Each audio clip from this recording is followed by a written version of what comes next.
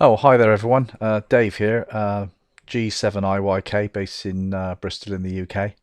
I thought I'd put a video together of my experience of installing and running the WSJT-X software on a Raspberry Pi. For those watching this video, you probably already know what WSJT-X is, but for those that don't, it's a piece of decoding software used for decoding digital modes from the output of a radio, typically on the amateur bands. So that can be anywhere from a few megahertz up to tens or hundreds of megahertz, depending on which particular amateur band floats your boat. Personally, I tend to use the HF bands, sort of 7 megahertz, 14 megahertz, 20, 40 meters, that sort of area. But it's up to you.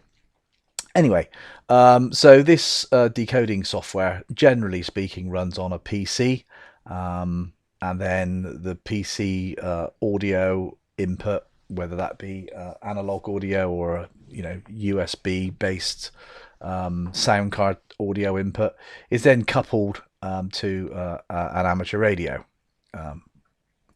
Or rig, whatever we want to call it. And then basically the software controls the radio, or can control the radio. It doesn't have to, but it can. And it takes the audio output from the radio and then decodes it. I won't go into all the details of the actual decoding process because that's kind of like for another video. This is just this video or series of videos is just basically how to get the software up and running on a Raspberry Pi. Now, I'm not the first person to do this. Obviously, loads of people have done it, and I've seen other videos. This is just kind of my experience. So I'd never used a Raspberry Pi before. I've built lots of different microprocessor-based platforms, including a Whisper beacon or propagation beacon, which is on my Instructables website. But and that works well, but it's transmit only. It doesn't receive and decode. It only transmits the Whisper protocol. So kind of I wanted a way of running more protocols, but it transmit and receive. And I hadn't realized until quite recently that the WSJT-X software was available for the Raspberry Pi. So I bought a Raspberry Pi off of the infamous eBay, and I got it really cheap. It was less than £10 because it was actually slightly damaged in terms of a connector, which I fixed. So I got a Raspberry Pi. It's a Raspberry Pi 3, so not the 3B or the 3B plus or the 4, but the 3. So it's one of the earlier ones, but it still seems to work fine. So kind of what are you going to need for your Raspberry Pi? Well, you're going to need the Pi, obviously, an HDMI cable to connect it to a monitor, a card reader, as in a micro SD card reader, a keyboard and a mouse, a micro SD card, and some type of monitor so you can see what's going on. Basically, the Raspberry Pi boots from the micro SD card. So this first part of this video, once I finish wittering on, is going to be how to, well, the way I did it, and I think it's the simplest way to actually get your Pi up and running. And then once we got our Pi up and running, which is pretty straightforward, then we'll go on to the actual WSJT-X installation setup process. Again, it was pretty straightforward, but there are things you need to know. None of it's difficult. So without further ado, I will let's go through the actual Pi setup process. Okie dokie, Dave back again, G7IYK.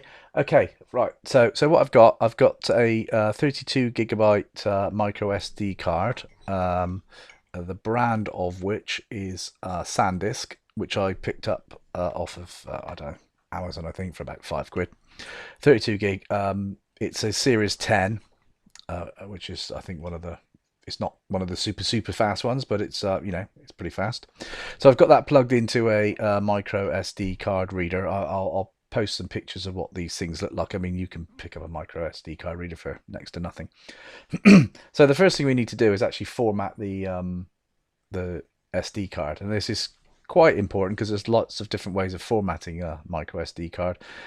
We want to format it in in FAT32 format. So rather than just talk about it, let's just do it. So I'm going to plug the micro SD card reader into the PC. PC recognizes it. Comes up the drive letter of F. So let's open Explorer. There's USB drive down the bottom there, F. Right click on that, making absolutely sure you are clicking on the right drive. You're not about to format something that you don't want to format. And then you just select, this is Windows 10 I'm running here. So there we go, format. So capacity's 29 gig. That's the important bit. FAT32. So you can go with like NTFS, but we don't want any of that. We want FAT32. Everything else stays the same. Quick format, good. Start. Warning that everything's going to be deleted. Complete. Done. That's it. So that you don't need any fancy formatting programs. You can just do it using Windows 10. I've seen lots of videos of people downloading this formatter and that formatter. You don't need any of that. Just do that. Format it. FAT32 Windows 10. Cool. Good. Right, now what we want to do now is actually get the Raspberry Pi operating system onto this card. Again, I've seen lots and lots of different videos doing all sorts of different things, using lots of different packages. In my opinion, you don't need to do any of that. This is the way I did it. So you open up Google, www, and you want to go to www.raspberrypi.org. That's their kind of official website. So you go there, and then we go to software. Get rid of that. And what you want is, all you need basically is this Raspberry Pi imager. So it's dead easy. I mean, it really is easy. So you can either download it for Linux, or you can download it for Mac, or you can download it for Windows. I'm running, as I say, a PC here, Windows 10. So I want to download this for Windows. So it takes, well, seconds to download. Okay. So show that in folder. Get rid of this. So there's the imager just downloaded from the Raspberry Pi website. So we're going to fire that up. Get rid of this. Install it.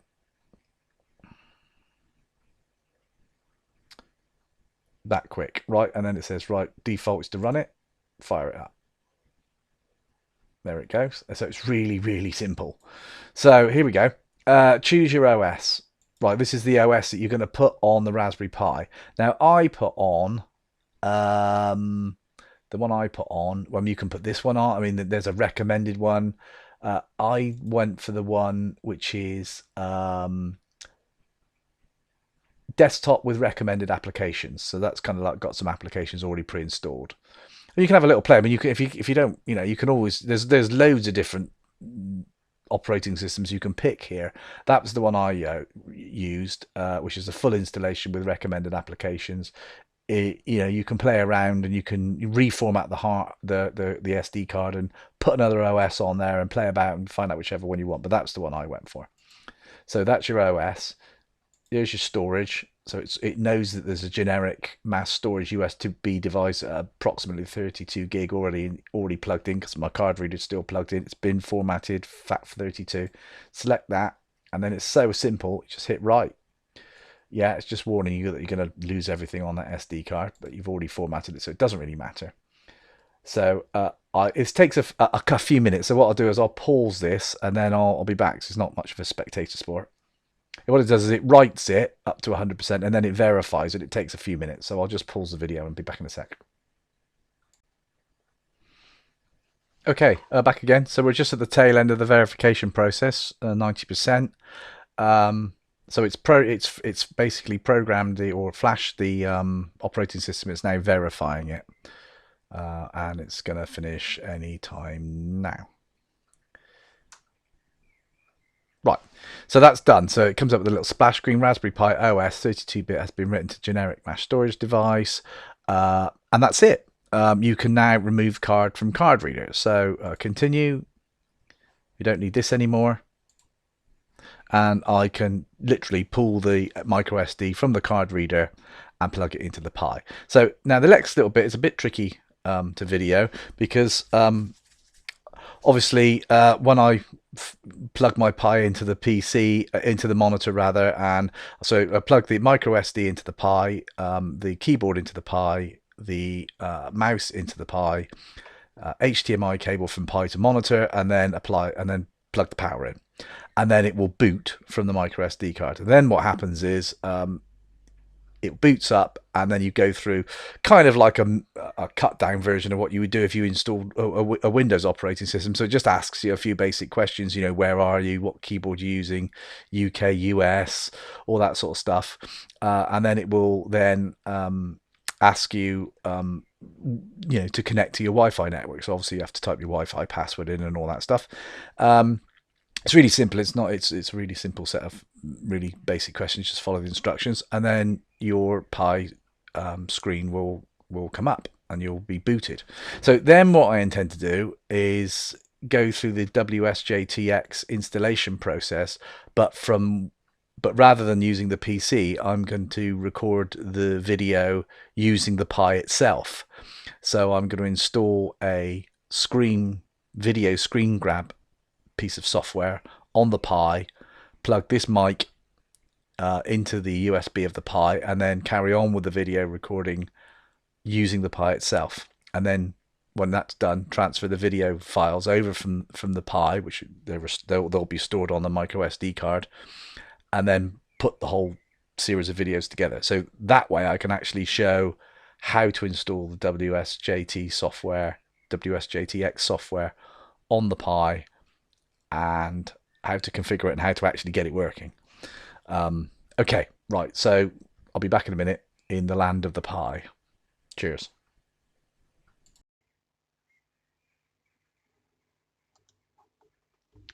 Okay, Dave back here, G7IYK. So yeah, there is the Pi. It's up and running. We'll have to go through a few, as I said in the end of the previous video, a few simple questions, location, keyboard type, Wi-Fi connectivity. So it's all up. Wi-Fi is connected, Bluetooth's connected. So it's running pretty much standalone, apart from power cables and connectors for mouse and keyboard. But I could use a Bluetooth keyboard and mouse, but I'm just not at the moment because of quick setup.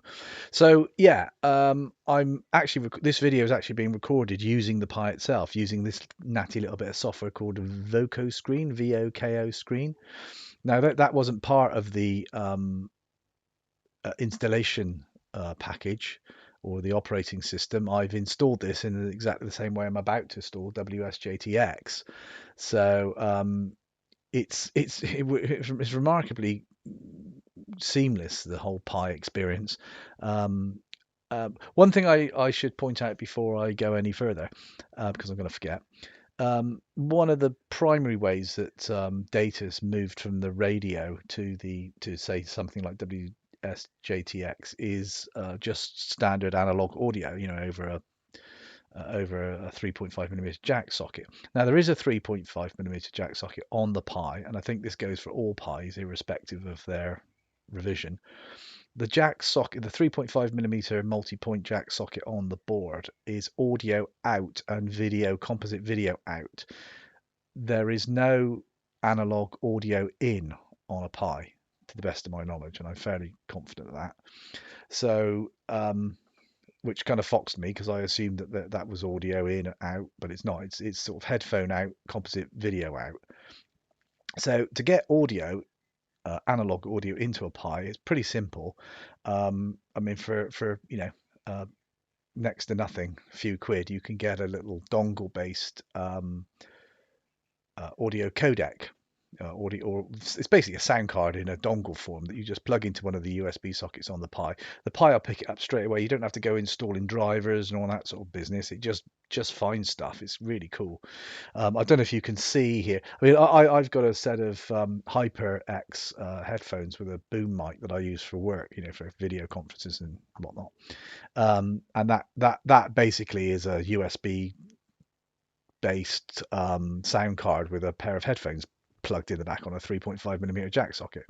So I've just plugged that into the Pi USB, and I don't know if you can see it's a bit grayed out because it's recording, but it says HyperX Virtual Surround Sound Analog Stereo, and that popped up immediately in this little video recording application, and I've just clicked it, and then I've got rather than having my normal HyperX headphones plugged into the USB sound card, I've got my nice boom mic because it's just got a nicer tone.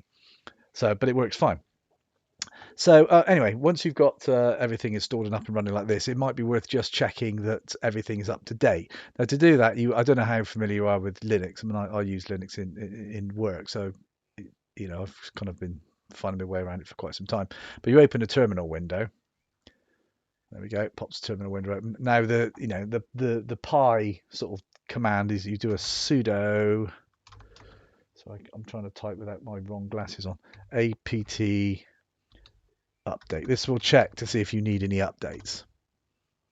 I'm expecting it to say I don't need any updates because I've already done the updates already, or checked, and then when I ran this the first time, it said I needed some updates. So it says all packages are up to date. So if that's not the case, then you basically do sudo apt, and then upgrade. I won't do it because I've already done it. But once you upgrade it, then when you run the update command again, you should see that everything's up to date. Okay, so up here is this little Pi. Now this kind of little Pi pop down is a sort of Pi equivalent of the suppose Windows start menu. And you've got loads of stuff on here. This is all pre-installed. I haven't installed anything. This is all, well, I have installed one thing, which is the video recorder that I'm actually using at the moment. But all this other stuff, all these Office things and the internet, and there's me little Voco screen thing I installed, and you've got an SLC media player, graphics, games, sort of Minecraft in here, and loads of accessories like standard file browser and SD copier. There's all sorts of stuff in here. But to install our, getting back to the point, our WSJT-X, what you do, this is the way I've found to do it, and I've seen loads of people doing it in all sorts of, bizarre ways, but this is the way I've done it. So you just go to Preferences and then Add Remove Software, and it will pop up with this little panel, and then you just type in WSJT-X. And of course it's connected to it's on the Wi-Fi. It's connected to the Tinternet, so it's off looking now for something like that, which is not going to be too difficult for it to find because it's a fairly distinctive name. There we go. So the first thing that comes up is actually it's interesting. It's a ham radio logging program, which I've not tried yet, so I will do. But then the second one down is, sure enough, the WSJT-X2 plus Repack 2. There's your package. So you just tick that. It's actually going to grab all three of these. You don't need to install them individually. You just need to install the first one, and then it gets the other ones automatically, including the documentation. And then you hit OK. And now it will now prompt me in a second for my password, because when I fired up the Pi to start with, it asks you to create a password, and you need that password if you're installing or uninstalling software. Sort of fairly sensible thing to do. So type my password in, and then off it goes. Now it's now grabbing that package from the wider world and installing it on the Pi completely automatically. I didn't need any special software or copying files or downloading files and flashing things onto. It's just done it all by itself there.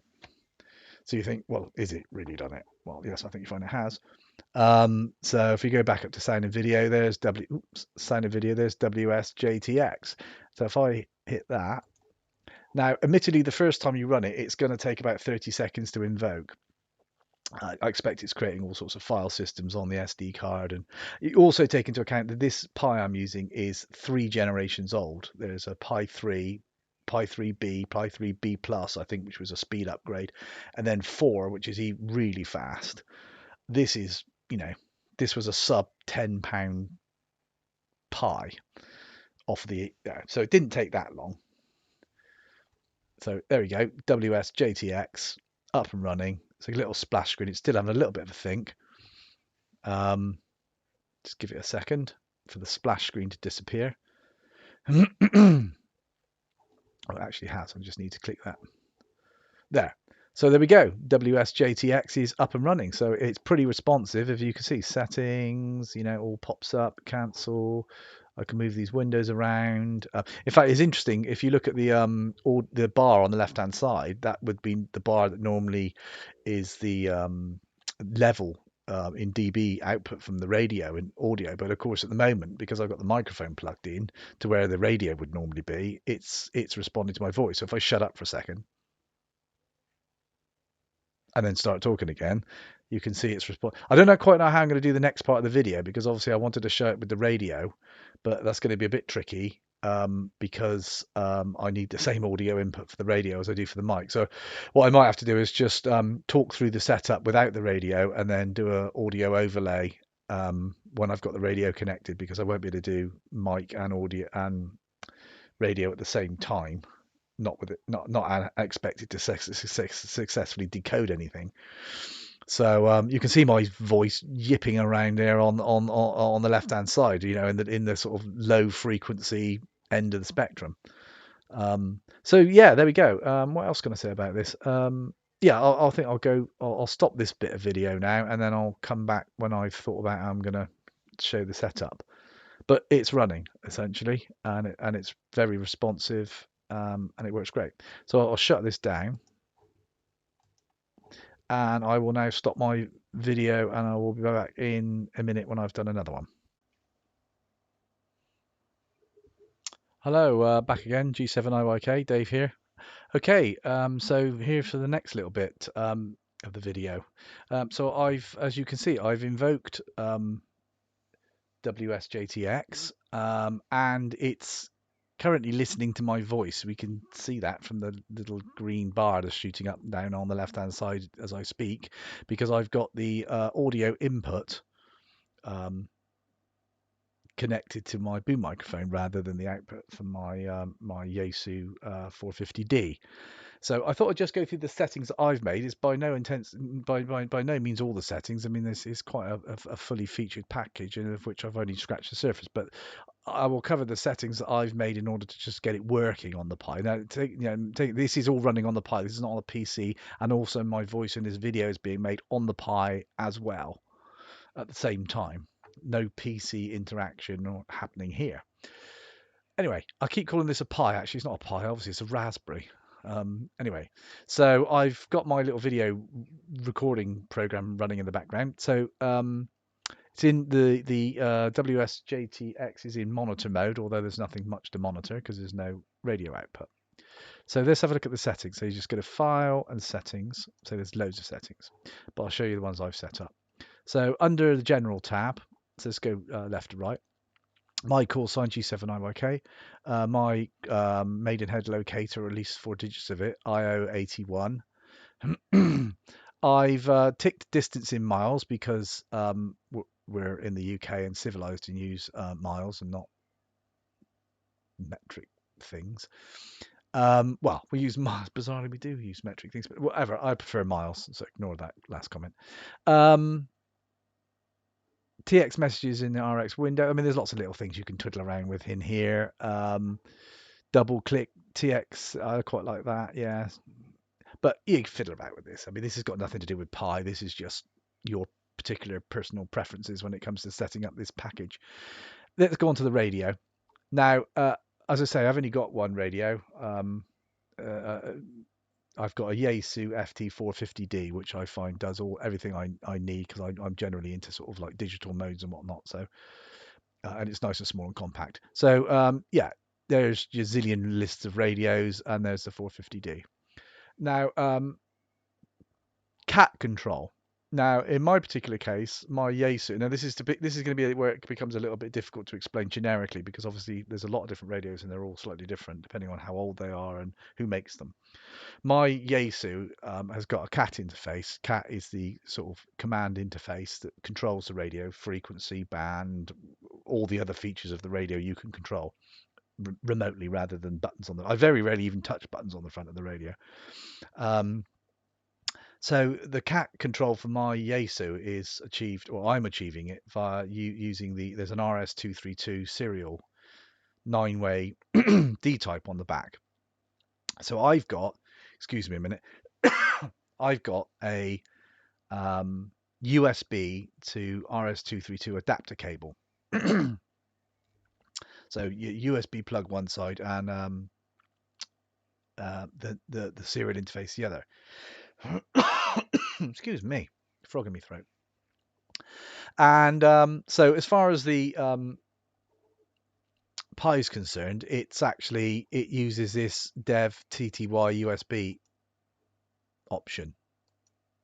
If you get that wrong, but if you've got a dedicated USB connection, then you can pick the USB. I'm not sure what that one is, to be honest. AMA0, not sure.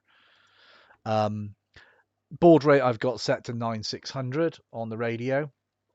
The data bits is actually 8.1 and no handshake, but it's default, default, and default. Yeah, all good. Now my PTT method is also cat, and now I have to tick.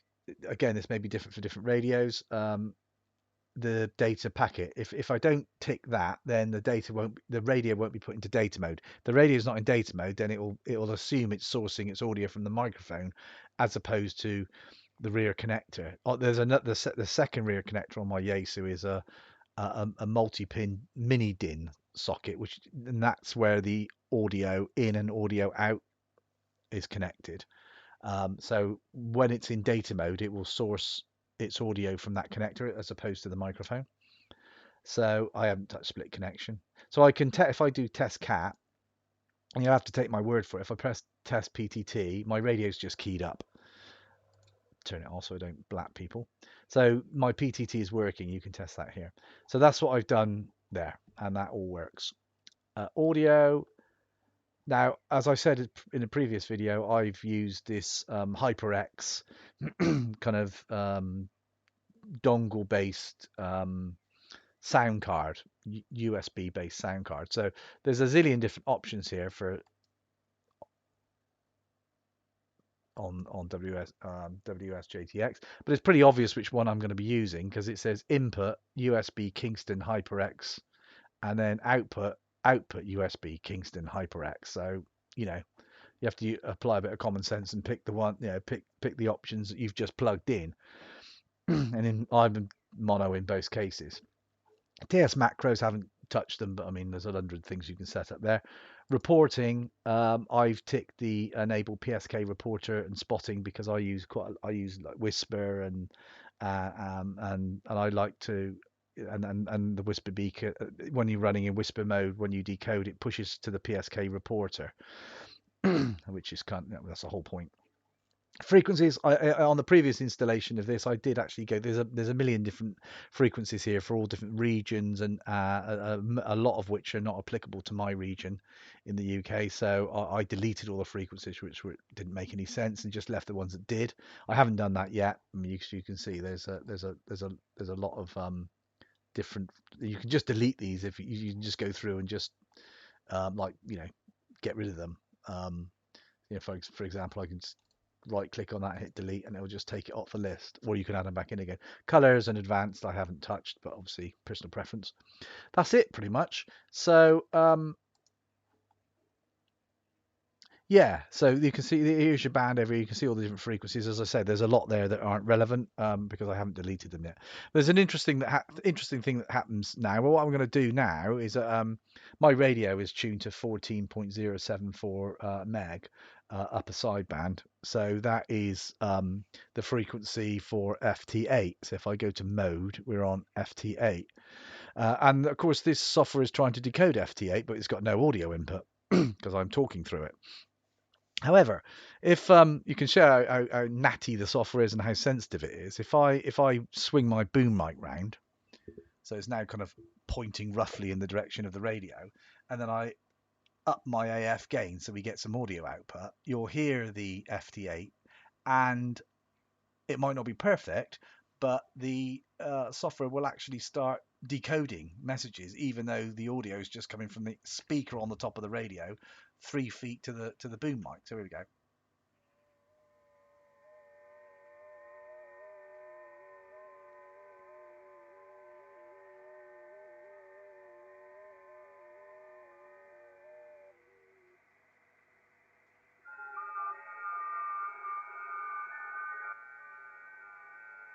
So if I talk, you can see that is it's actually decoding just from the microphone.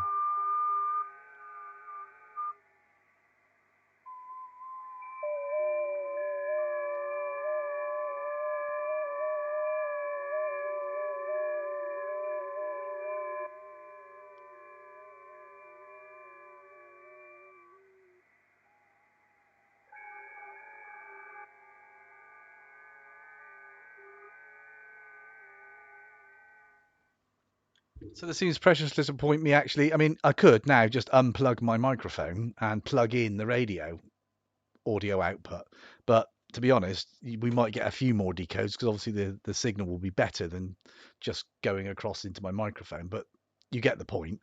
It's working and it's working well, well enough to be able to decode just from my microphone.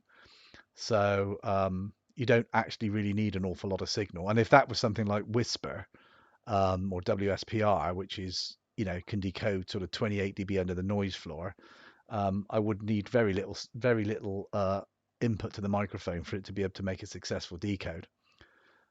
So there we go. I think that's kind of pretty much it, really. If anybody's got any questions about how to set, I've missed bits, I might have done, quite possibly. But I'm really pleased with it. So I'm gonna say my Pi is just sitting there on the desk with no case, no nothing. I only got it yesterday, and I've managed to get it working in only well, it took me about half an hour, maybe 40 minutes to get it to go. Once I worked out how to boot the blasted thing, but it's really great. I mean, if you want a cheap way of getting a